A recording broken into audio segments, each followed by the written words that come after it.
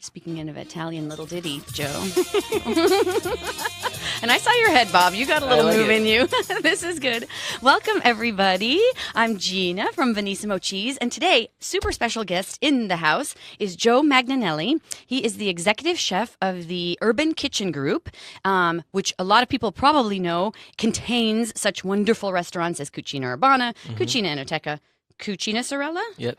And others. Urban Kitchen Catering. Urban Kitchen Catering. Yep. Nice. Awesome. And Joe, I'm thinking back because Venissimo's now just over 14 years old. I think I probably met you even before we ever opened because we lived downtown. One of our favorite restaurants when we moved here was Chive. Chive. Yeah. Didn't you? Were you there? I was there. Yeah. Yeah. Before Cucina Urbana. Yes, existed. exactly. Yeah. Was all there. I just remember that being it was so fancy. It was so nice. It was ahead of its time. Ahead of its time. Yeah. Exactly. Wasn't that it? I was on the tail end of its existence, but it was special when I was there. When you were there. Awesome. So tell us first a little bit about yourself. Have you always been a chef? What's your story? I'd never done anything else. I sold shoes when I was 16. Did you? Awesome. For like a month. Yeah. Quickly realized that wasn't That wasn't going to be the path. Yeah. But other than that, I've been in the food service industry since then. I was, after that horrible experience of selling shoes at a mall, I worked at Little Caesars. Yeah. And then from there, got into working in restaurants in high school. This is really good. Do you like to cook at home too? Then did you always? Or was I that do. just more? No, from the job? I think I was always interested. I remember in school, elementary school, doing projects and always doing like baking things. Yeah. I think it's always been an interest of mine. Yeah. And then I know something just about taking raw ingredients and manipulating them has always really been interesting. It's been interesting and fascinating. I think from the first time I put something in a hot saute pan, that it captured me and never let go. Yeah, that sizzle and then, Yeah, that's good. Was all then would you say everything you learned was kind of on the job? Like, did you really learn? And I never went to do it culinary by school. Yeah, exactly. It was and all then on just the job. all the techniques and everything like that. A lot of trial and error. Sure. I worked for some good chefs that like to teach. I never really had that chef mentor. A lot of you people, hear that today. I never really did. I mean, I've had good chefs that I've learned a lot of things from. I could name a few, but never one that's been with me my whole career that's been teaching me. And I don't know if that's a good thing or a bad thing, but I feel like I've been a mentor to a lot of chefs. I was going to ask now, though. Yeah, you probably are. I have, and I don't think it's something that I like go out to try to do. I think it just, when you have young chefs coming up and you want to teach them everything you've messed up already. Yes, don't do it this way. Trust me. I ruined a lot of stuff by doing that. So, I just try to get them interested. And you see some people that have that interest that I feel like I had growing up. You want to kind of nurture it and make sure they're getting on the right path. On the path. That's awesome. That's awesome. So you are, the chef of truly one of my favorite Italian restaurants, and that is the Cucina. We are downtown, it's Cucina Urbana, but they're all awesome. And are all the little vases, you make all that, obviously. We do, but we just took the vases off the menu. In the jar, but they're all the stuff. We still have the chicken liver pate. We still have the burrata. Okay, they're still there. They're just still not there. in jars. Not in jars. Okay, then I will survive. I will survive. Yeah, but the ingredients are there. Still. Are there yeah. exactly because that's just such good stuff. Yeah. Have you, as a restaurant group, always made your own? Getting into the charcuteries and to the pates and things like that. Yeah. No, we haven't. The chicken liver pate has always been made, obviously.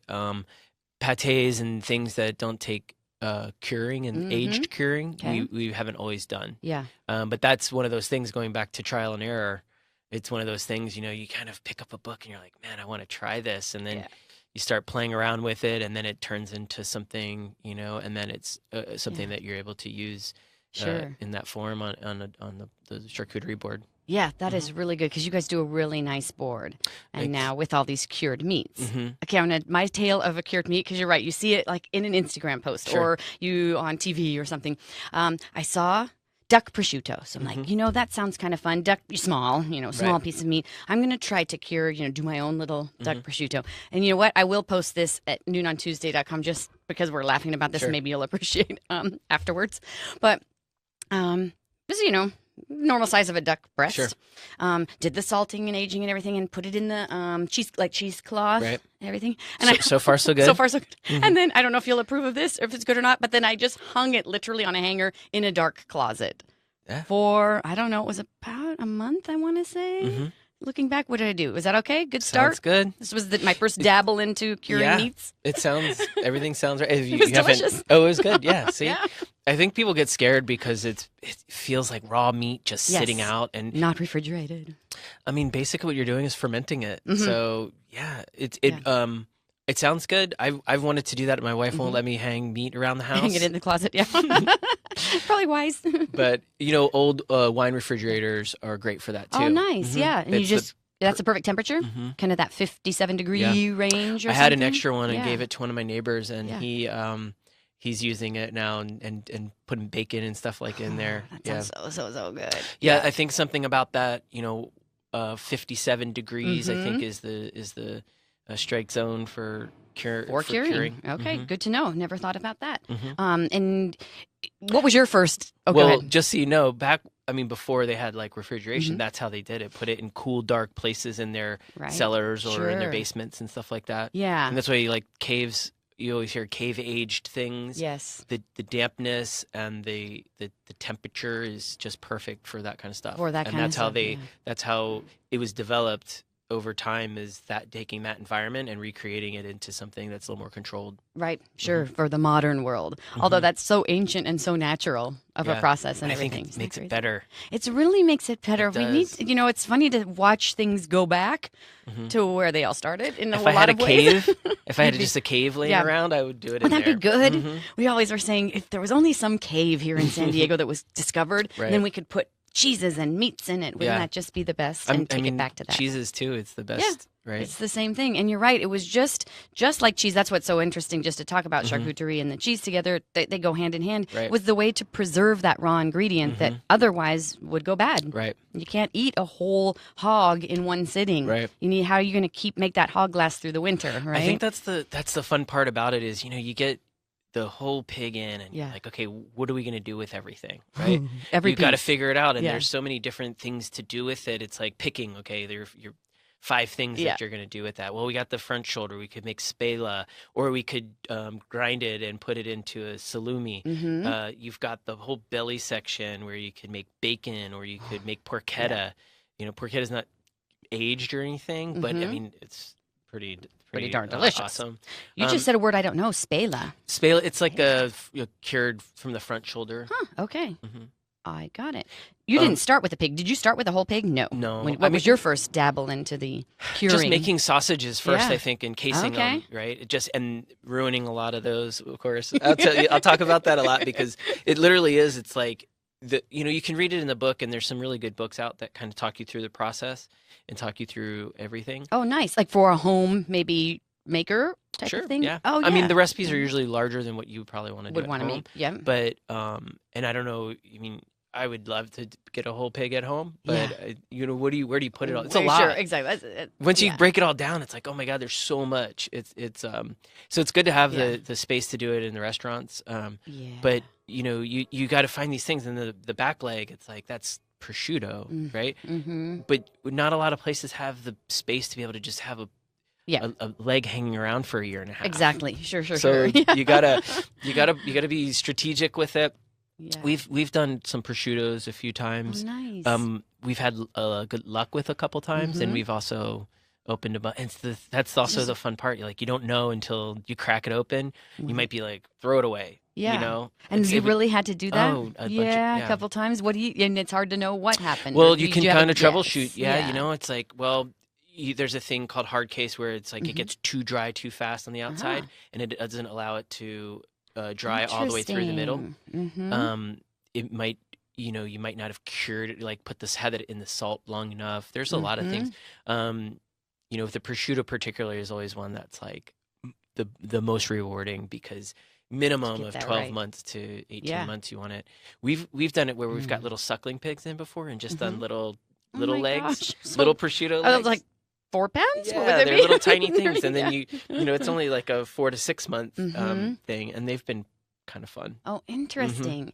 That's so cool. But when you get one of those big legs, it's like, man, we have a couple in there right now, and it's just like, just wait. And I got to tell you, I'm one of the most impatient people. So this has been a really good exercise for me to like learn patience. Exactly. Patience. And that patience is part of the reason things cost so much, right? Some of the prosciuttos and stuff. This is hanging around in somebody's cave, in somebody's cellar, in somebody's place for 1.5, 2+ years. It could be. Yeah. That does take patience. Yeah. So I assume you've got maybe a few things going at once so that they roll through and become ready at different times. Yeah. You'll want to try to, because you kind of need to have a little ROI also. So there's some of the things you want to be able to cook right away that you can sell in the restaurant, for example, right? Like a porchetta, or we'll make pates or ground sausages, things that can be used right away. And then you have the things that are aging. And also the prices, part of the aging process is the drying. So you're losing a lot of weight. Good point. Yep. So when you start with something that's 10 pounds, rule of thumb is like 30% of that needs to dry. So you're going down, you're paying for poundage, and then it's shrinking. And then suddenly there's not as much poundage to sell. Interesting. Yeah, that's a good point to keep in mind. So you mentioned you kind of started with sausage, and I've always been curious. The casings, there's many options. Natural being what?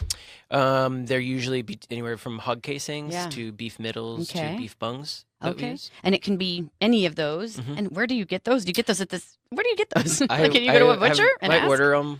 There's sausagemaker.com, Butcher and Packer. Okay. Are companies that I order from. And you can usually, I do order the synthetic casings as well for some certain things. Okay. And what are those made of? Or do we? I haven't, to be honest, they're called like fibrous or something like that. But they're the ones that you would just kind of peel back. So there's gotcha. Right. So there's pros and cons to both. Super curious. Yeah, the natural casings obviously have a shelf life. If you don't, they come in huge hanks, right? So there's, you could case hundreds of pounds of it in there. So it's like if you're not using it, you gotta, keep them on water and roll through them. Oh, interesting. The good thing is they add flavor. They add depth of flavor to the whatever sausage. you're doing and using. So typically, maybe if you don't know when you've got a piece of a salumi or a sausage in your hand, if it peels not so easy, it might be natural. Like, is there a way you could even tell the difference? Yeah, I mean, typically, when you get like pepperoni, you peel the whole thing back. And that's super easy. Right. So that would be a synthetic one, not synthetic, just not the natural casing. Right. Yeah. And then, but the pros to that is it's very sterile, it's clean, it's dry. Sure. It packs a perfect amount. Like they come in a diameter and a weight, they call them. So you could put 2.5 pounds of meat in one, and you know exactly how much it is, and it can dry, easily.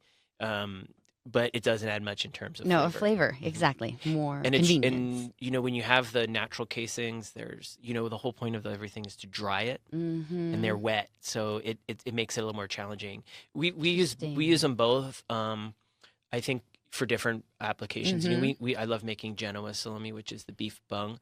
So that's the huge casing that's holds 10 pounds of meat in one casing, and those are the most rewarding too because they have to sit in there for 3 to 4 months. Yeah, crazy. It's that, and you use different cultures to get different acidifications and things like that. This is so crazy. You do need a book or something to just kind of learn and take it all in. But I would guess then there's no chance of those bursting open. Like I remember my mom making sausages, and I think it must have been natural. I think she was using just natural casings, and sometimes they would burst open and out. The meat would burst out of the side. That's the other thing is they're it's natural, so there's imperfections. Yeah, sure. So, but adding flavor, I didn't kind of realize that. I guess I assumed that was pretty no flavor, but it's part of the animal. But it does, it does, and it's edible. It's probably sometimes it might not be great, but it's exactly. edible. Even if it could be chewy, super chewy, or something like that. But done. Would you use ever anything else to case? Encase a sausage or salami. Sheep's casings. Yeah, those ones are for breakfast sausages. They're smaller, obviously, right? They're really delicate and really challenging to use. But anything where the hog casings are like a normal size sausage to the beef middles, which are like a little bigger in diameter, the beef middles or the beef bungs, and they all have their benefits and drawbacks depending on what you're making. Yep. Interesting. Casings. You could talk for hours about casings. I bet you too, and I would imagine certain makers make it a habit, to use one kind, and that's kind of their, their specialty. Or... Yeah, we use different ones depending on what kind of mood I'm in. Yeah. What we're making. Of course. But it's all really about. The whole thing. That's my Genoa right there. Very good. Yeah, you got to check out. We've got it on Instagram. It's the CHF Joe. Yeah. For Chef Joe. Yeah. On Instagram, there's a lot of pictures of the casings. I do see that there. That's beautiful. Really now that looks huge. I'm really proud of that tie job. This is a butcher knot, right? That you're doing there. What is that? It's that tie. It's a truss. It's beautiful. It's a truss, but you truss, go around. Okay. Yeah. That's stunning, and that looks about 3 feet tall. No, it's just the angle. It's probably 2. Maybe 2 though. That's a big. But it's 10 pounds of meat in that. That's Yeah. Yeah. And which one is that going to be? There's That's Genoa. So this is the one that you really, really love. Yeah. With flavors, and that does look spectacular. There's so many. There's so many different things. The cultures that you use in them too. There's different types of cultures that you would use for different diameters, essentially. So, interesting. For example, that thing's 4 months, and you put a culture in it. And I always equate it to making bread. Okay, I was going to ask, what is this culture? Is it like a yogurt? Is it like a bread? It's like a yeast almost, right? So basically, the yeast feeds on the proteins and the sugars, and its byproduct. When you bloom yeast, right, and you're making bread, and the byproduct is the gas, which makes the bread. Exactly, and how stunning is that? Right? Yeah. And the byproduct from when you use it cultures in the meat is its acidity, the acidification. And you don't think about when you eat salumi that there's acidity, but it is. And what the acidity does is it brings down the pH. It prevents harmful bacteria from growing. So obviously you want it to reach its maximum, its perfect acidity level when it's completely dried. So a really slow acidification for something that's a larger diameter like the Genoa. Okay. A faster acidification for maybe a chorizo, which is just a small diameter, and then so you want those things to reach their peaks when the thing is dry. So it's interesting. So it isn't just put the meat in, salt it, that's it. There always is a culture involved for this reason. Yeah. Okay. So I'm confused though. Cultures versus nitrates. People bring that up all the time. Is that nitrate free? Is that nitrate free? Right. Can anything be? What are those? We use nitrates, and a couple of reasons. We're not in a big facility that is, USDA inspected all the time, Gotcha. and I just really want to be safe. Sure. And the nitrates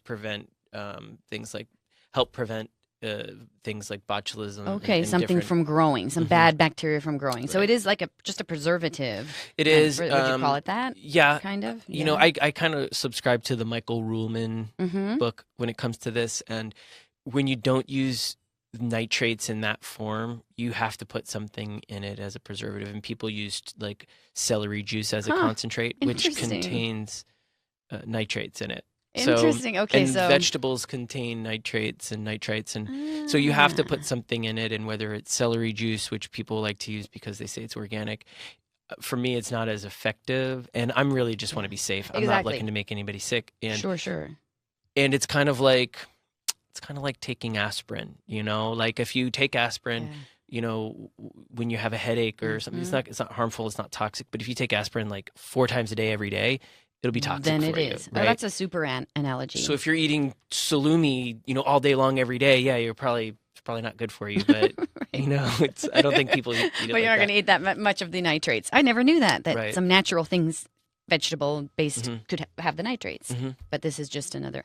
Okay, because that. It's like sulfites in wine. People always say, do you have to have sulfites, not nitrates. You just need a better word for it than maybe people wouldn't be I think, look, like I said, I'm not looking to make anybody sick, and we're we're trying to be safe, and all of our meats and everything like that are organic. I mean, I feel like in order just to be safe, I think exactly. That's the best policy for me. For sure. People might rip me for it. I don't care, but I just rather take that road. Yeah, better safe than sorry. Yeah, and something like you said that's you're not doing this 24 hours a day every day, where you could have complete control over every aspect. You're in a restaurant. You're doing 100 different things. Right. Yeah. And when we test it, when we finish something, I mean, we do it mostly just as like things for our chefs to do and to help, and it's fun in the kitchens. We get the animals in and stuff like that. Yeah. We always I always eat it first. Come back the next day if I'm not sick. I'm ready to go. I've luckily never gotten sick from anything that we've done. That's really great. Yeah. Obviously, there's visual and you can smell if things aren't right, and we'll just toss them. We always err on the side of safety. Exactly. What smell would you say if you know it's not right? Is there a certain smell? Like in cheese, if it's gone really bad, it's ammonia. Yeah, you'll get it to where it's more of a sight thing. If we cut into it and it still looks like raw meat in the middle after it's been sitting in there for like 3 months, it's not going to get not going to be good, because usually hard casing or things like that. Sometimes when in the process, you want to let it basically, you're fermenting it, right? If it gets too warm in that process, the fats will actually start to render, and you'll see a sheen on the outside, and that's a good sign that probably it's not going to end up working out, because if there's sheen on the outside, there'll be sheen on the inside, and that will prevent it from drying, because the fat will create like this barrier. When you put lard on the top of a pate to preserve it, it's not going to let it get exposed. Same concept. You don't want that to happen. You don't want that to happen. So, but after it's been cured, because now you're making me think of when we were in Spain, they've got their serrano legs just hanging, and it's, Spain, hot city. They're hanging out, and they had little cups under each leg, like to catch the oils. But is it because those are already done fermenting, curing? That's okay that they're dripping that grease. I mean, I don't know. I don't know, because oils. I think those fats are really what the flavor are. So yeah. maybe they're catching the fat and using it. Maybe they drizzle it on after they've cut it or something. To saute something maybe. in the back. Okay, interesting. That'd be okay. But that makes sense. You wouldn't be able to find that in the United States because there's the health laws here. Yes, totally exactly. Different. Completely. But they have hundreds of years of a heritage of doing that. I think they know what they're doing. I think so. Yeah, I'm not worried about it ever, and have never, ever gotten sick eating that kind of stuff ever. When it's a cured meat, I think it is more susceptible when it is a raw product, a sausage maybe, right? That it's not a cured product. Well, it's I mean, you think about it, it's fermented meat, and I think that's it scares a lot of people from doing it at home. I think it raises some red flags with our health department, which is perfectly fine. I think that they need to make sure everybody's doing it safe. And I think though, we need to be open to it and understand it a little bit better. Because I think it's one of the true pleasures in our food industry is cured meats, and I love it. And it's so much fun. Yeah, you're starting to see that take off everywhere, right? A lot of people are doing it. A lot of people are doing it. What was it's good to see. Like especially restaurants making their own, like you. But there have been some purveyors that have tried to make some, in town, but it hasn't worked. Is it too regulated, or what do you think has happened? We would carry, night salumis, which then became meatmen salumis. And is it a cost thing? Is it a regulation thing? But it's really hard, I think, to be a charcuterie maker here in San Diego. Is it a sourcing the meat? I don't know. I don't know the details of both of those productions. I know that the products that they make are pretty good. They're awesome. So I don't know. I know that it's challenging in terms of I know we used what was the first one you mentioned? It was Night Salumi. He was kind of one of the first way back. Ray Knight, right? Ray Knight. We were buying some of his stuff, and I remember the challenge was there'd be gaps, and when we could get it, and but his stuff was really, really good. I remember, but there'd be these gaps. It's like we'd get a bunch of stuff, and they'd be like, "Okay, I need some more," and he's like, "It's going to be a few weeks." Yeah, exactly. Well, and that's the challenge, is because you're not dealing with, but I don't know why we weren't successful. If it was some internal management things, I'm not really. Who knows exactly? Sure. It's very challenging to do. I know we have gaps sometimes. It's like we'll use it all up, and it's like, well, I don't have anything else that's going to be ready for a few weeks, so we have to buy it a lot of buy it. Yeah, or find another source. Yeah, that's an interesting thing. Tricky, the timing of it being ready. Unless you have this big production that's just constantly rolling, and I know small productions are challenging. I know there's some good larger productions that use really good methods and sources and stuff like that. Sure. What about your sources?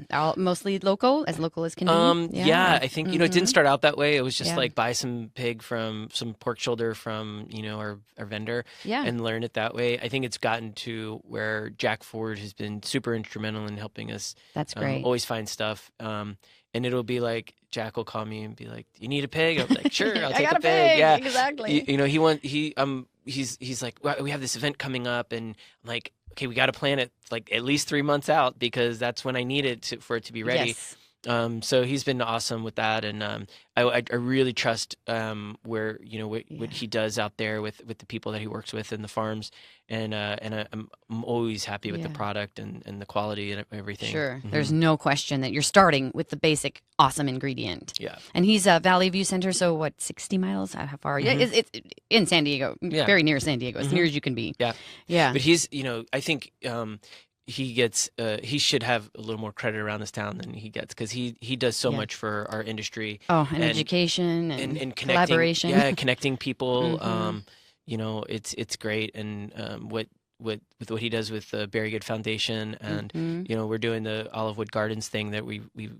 I think the pig that you showed there was what we were. Oh, we were really? making stuff Okay. for their seedling soiree coming up. Oh, in very May. nice, very nice. And well, what are you making out of that piece that we So, showed? What all are we going to get out of that? that? I did do a prosciutto that's obviously not going to be ready, Ready for that. this? Yes, this will be later next year.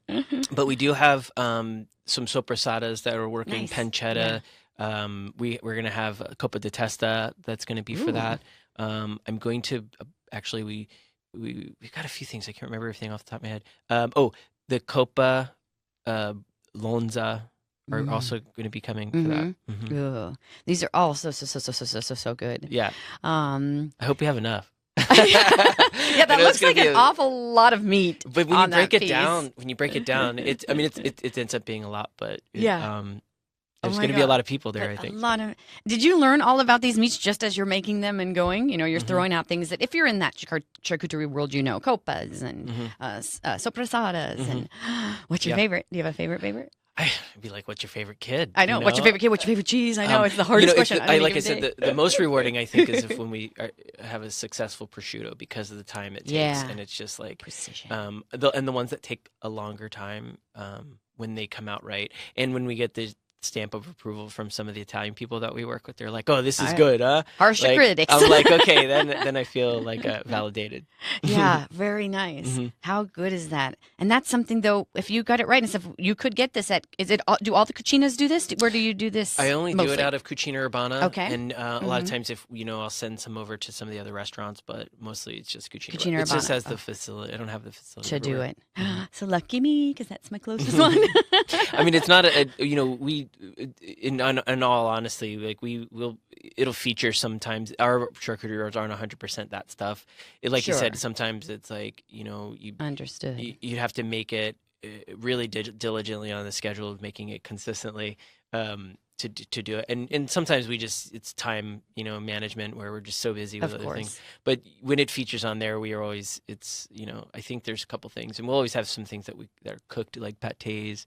Yes. Things like that are on there. Not all of it's dry cured. Yeah. But it's a nice mix. I like when you can have a board that has the mixture of things. Say a pate, something like that, the dry cured, and then maybe a sausage that's been fried or whatever it is. And that's neat to get all those textures, all the flavors. But it really could have all come from that same piece of meat, right? Yeah, a lot of times they do because they're all the pig's broken down at one time, and then they're all like fabricated, and then they're all put in there. They usually come out around the same time. I'll probably do some chorizos or something that are super quick that maybe take 3 weeks or something like that. Exactly. Super awesome. So that'd be a good way to test this. Yeah. What if you want to just try it at home? If you want to dabble at home, what would be a good start? You mentioned, is there a couple books?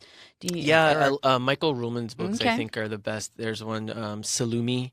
And he has one charcuterie, but I think the salumi one, the recipes that when we've used it out of there are the best. It's been really good. We've all been on point, All right. And there's a bunch out of there. There's nose to tail books that are really good. And I think if you just do a lot of reading and research and trying, you'll find recipes that work well in your environment. And like everybody's environment's different, right? So it's like what works at one place might not work at the other. Somewhere else, So it's just a matter of trying it and seeing what works in the environment, because the environment's the most important thing to like making sure it works. To making properly. sure it works. And then you could go to Vaughn's, you could go to a butcher, just get a nice piece of meat to start. I would always start with something that's from a good source, you know, which you can get at those places as long as they're not those big mega, you know, Mega where they're just like the meat's crap and you don't really know how old it is. Right, how preserved it already is. And start with a whole piece of meat. Don't buy ground meat to do it. You know, so you start with whole and grind it yourself. Yeah, and most if you're doing it at home, most like if you have a KitchenAid, they have the grinder attachments, and those work really, really well. Nice. The only thing I wouldn't suggest doing with those is they have the things where it cases it right from the grinder. Oh, yeah.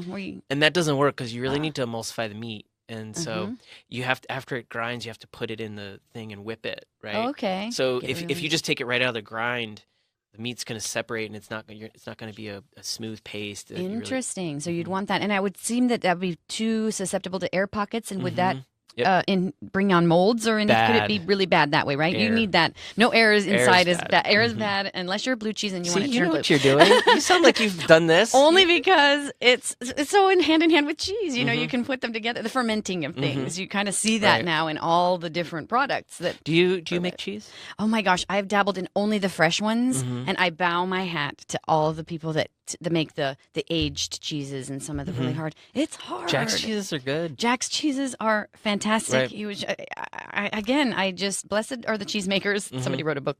I'm surprised. Title. I know you. Awesome. I know cheese is your thing. I'm surprised you haven't like. I will eat it. Well, let's make some cheese. Okay, I would love to try it. Let's do it together because I've tried a then. few. Like aged cheeses. Yeah. Some of the basic ones where it's like ricotta salata. Yep, right? exactly. And we've like crusted a little bit of herbs. Oh, and nice, spices. exactly. But we've a while ago we've tried to do like making like cheddar. Yes. Right, aged cheddars and things like that, and mixed results again. Yes. But it's never been something where I've done it enough to really perfect it. And kind of feel that way. Okay, that's That's a deal. I'm serious. That's Let's a deal. do it. You saw it here. Done deal. I think that would be a great little That collaboration. would be a really good one. Yeah. That will be nice. Okay, I would like it. I'm into Okay, it. and here's another one for you, Joe, because I'm going to make a big pitch for you. One of my favorite things at Cucina is always the octopus, and I've told you that many times. Okay, you know what I saw in New York City is they did like an octopus salumi, I want to call it. Yeah. Yeah, and it was in a big form like a Genoa size, Right. I want to say. And when it came out, it's like they had cut it on the deli slicer, and you could see the tentacles, and it was kind of swirled. What is it, same concept? Have they cured it this way? No, what is this? I don't think so. Okay. I think my guess is I tried doing that. You one have. time. I was. We called it pulperoni. Pulperoni. Like Pulpo. Nice. Pulperoni. My guess is they probably use some kind of like meat glues and like take all the tentacles. That sounds weird. Okay. Well, Meat glue? you know, when Okay, you what is it, the little powder? I'm not. all Yeah, into that kind of interesting. stuff, Oh but, yeah. You know, okay. and they put it in like a little somehow like form it into Yeah. a thing, and then when you take it out, it all stays together. I see. There's a lot okay. of gelatin in those things, so you may be able to do it without it. But once room temperature hits, it's going to kind of like fall apart. Oh. But my guess is they do that and get it really cold or freeze it and then shave it like carpaccio. You know, that kind of makes sense now that you say it. And that's how I remember it kind of being presented or served. But your octopus, man, you could package that. You could put it in a jar. Do anything with that. I would be so thrilled. Thanks. Yeah, but interesting to know. Yeah. So we will make cheese. Be sure to stop at a Cucina Urbana, Cucina, and check out any of them. If you haven't, delicious stuff. Say hi to Joe. Try some of these charcuteries and try some at home. Yeah, sounds good. And like I said, I'll post a few more of his pictures at noonontuesday.com. I'll post that duck, see if you approve of the technique. And happy meat making and meat eating. And thanks for coming, Joe. Yeah, thanks a lot for having me. I appreciate it. And we always encourage people to try their hand at making things at home. Yes. I think it just makes for, it's just a wonderful thing to try. Even if it messes up a couple times, it's good to get in there and try. Yeah, exactly. So cheers to that, Yep. everyone. Thank you so much. Great. Bye. Ciao. Awesome. Yeah, exactly. So cheers to that, Yep. everyone. Thank you so much. Great. Bye. Ciao.